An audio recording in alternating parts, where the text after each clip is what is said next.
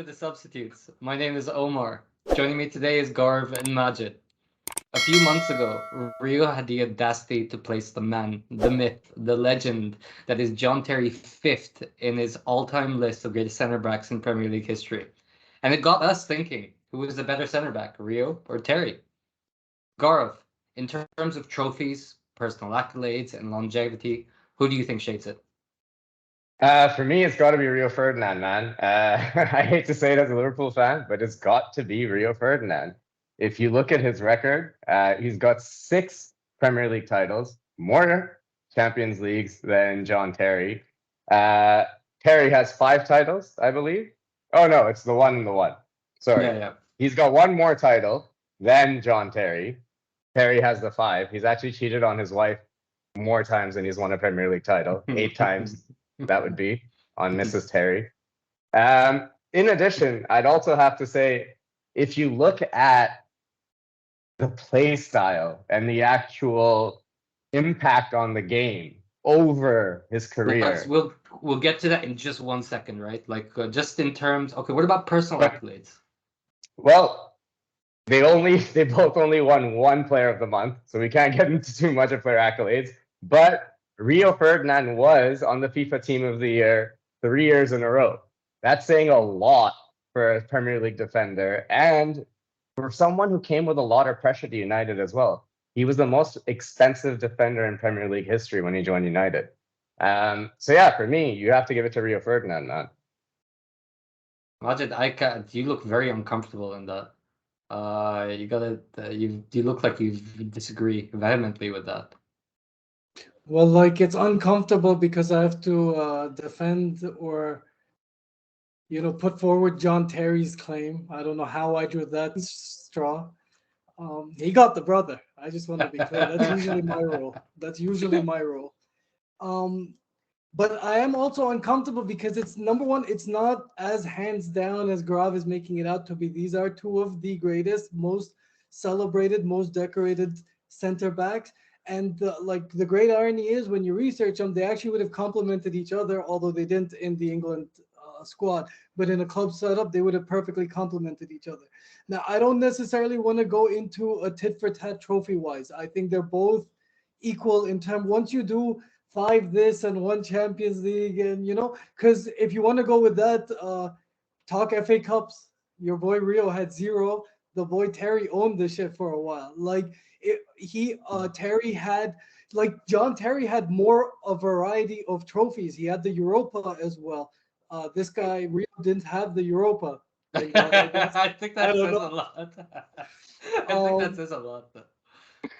It's also that Terry is, I think, individually Rio is more talented, and at his peak, Rio's the better player, maybe. But in a team setup and across eras and different setups, John Terry has to be your man. He partnered with Desai. He had Carvalho. He had Ivanovic. Ferdinand, the one knock, if you look stylistically, or his playing partner was always Vidic. He always had the John Terry version next to him to always take care of the dirty work. I mean, Gaurav, over to you, because I just want to talk about this. Just a couple of points you iterated. Yes, they are both celebrated. I would say Terry more infamously so. I just wanted to clear that up. Complemented each other, yes, I agree with that, Majid, because Rio Ferdinand, throughout his career, was a more aggressive and front foot defender. He was backed up by the Terry type, who had the job of sweeping. So Rio was often more exposed. He had to use his pace and get ahead of the play to try to intercept or get ahead of the striker. Kind of like a modern day center back, as opposed to Terry, who was a sweeper and was cleaning up a lot of what was happening because of an Ivanovic, Gallas, a Cahill, Carvalho, Desai, Ivanovic, Louise, Leboeuf were doing ahead of it. Their tackle success rate, even though Rio was in the riskier role, was 81% and Terry's is 77%. So for me, in that way, yes, they would have complemented each other because Rio would have done all the heavy lifting. and Terry would have had to just clean up the crumbs or the scraps. I strongly disagree with that. Again, stylistically, Ferdinand has to be one step ahead of the defender. Terry, you can argue, has the harder job because he has to be 1 foot behind behind the attack. So that success rate, if he's that close, Ferdinand's playing at 81%. He's playing knowing he has a safety net in the back. Terry's playing 77% knowing there's the goalie. That's like your last line of defense. By the way, you mentioned about personality, character things with Terry. Rio Ferdinand, I was saddened to read. He has a litany of controversies, and they're wide ranging. They're not just one or the other. There's a litany. Sure, they're more on the younger side. Terry's are more distributed, evenly distributed. But Rio Ferdinand, if he didn't have an Alex Ferguson type, I don't know where he would have ended up. That's not a judgment call. I just think his like heavy hand helped him settle out of those. So when you mention like club cancer, Rio Ferdinand could quickly, he's a very moody type of guy. If things aren't going his or the team's way, he might not be as like jovial and thingy as he is. Yeah. Just to add to what you're saying as well, Rio Ferdinand's punditry career hasn't exactly been a massive success either. Let's just put that out there. I just want to support you with that point, MJ. I just want to support you with that point. Another reason I want to bring up, because I think this is overlooked, and I thought this was quite important when you're talking about reliability and needing your center back to be there for the most important parts of the game. Rio really stands out when it comes to his disciplinary record as well. So Rio had 504 appearances, 36 yellow cards, and 1 red. Whereas John Terry has 492 appearances, 69 yellows, nice. And 6 reds. So Rio was on the pitch almost twice as much as John Terry in almost the same amount of games. And yet, I countered that point completely counterintuitively. Our man Terry had 41 goals in 492 appearances. So even with less time on the pitch and playing behind, according to your own definition, a sweeper, our man Terry was still a goal scoring and passing threat. In 2011, he was the 3rd world's best passer with more than 1,000 passes, 91.6% accuracy, 91.6% accuracy. The only 2 people who led were Leon Britton and a guy you might have heard of called Xavi over in Spain at that time. Yeah, okay. So now we're putting John Terry and Xavi. This is the depths that this guy has to go to, bro. Okay, wait. The stats don't lie. The stats don't lie. I'll give you a stat. Passing statistics, successful pass rate throughout their career. Rio Ferdinand, over 80%. John Terry, a smidge over 70%. Career statistics. Career. Also, Rio Ferdinand attempted 400 more long balls in his career. We're talking early 2000s, late 90s football in the Premier League, where center backs weren't even playing that many long balls. So this guy was doing something that not a lot of center backs were even thinking of doing, and he was doing it at a very high success rate. 83% is your overall pass success rate.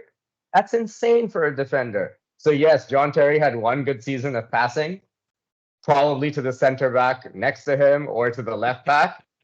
I'm sure he was really good at it. I'm sure there was a lot of tiki taka there. He was chatting it up in the Chelsea back line. You went to the passes. What about the goals? There's a clear difference. No, John Terry was definitely a better goal threat off of set pieces. Even just in scrappy play, just that like squeaky bum time 95th minute, Klopp's 95th minute, I would prefer Terry over Ferdinand at that point, even at set piece, especially at a cross. Yeah, but if we're looking at John Terry to score goals, you have other problems in your team, bro. We're talking about the greatest defender between the two. For me, it has to be Rio Ferdinand. Guys, I think, look, we've gone into like trophies, accolades. What about longevity? Talk to me about longevity and leadership, right? Ah. Like this is an Because you interesting brought this topic. up, it's good. I'm glad you reminded me. I forgot about this. He had just mentioned something about he's on the pitch longer or whatever. He's on the pitch longer when he plays, but like the boy Terry played longer. Like just I and mean, at a higher level, especially towards the back end of both of their careers. Sorry, like towards the back end of both of their careers, Ferdinand had an injury history, which generally goes with the pace and his size. You're gonna have some issues at knees and all of that. But Terry maintained; he was pretty plateaued. Like he might have hit a certain peak and then he dipped a little and he plateaued there. He didn't get until the last Aston Villa season, pre Aston Villa. He didn't.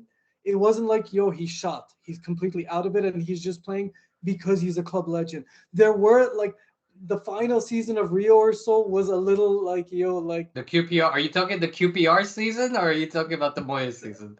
even the Moy season, around dude. that. That That's was like it's the same mishmash where the knees are gone kind of thing. So like injury and longevity. Thank you, Omar.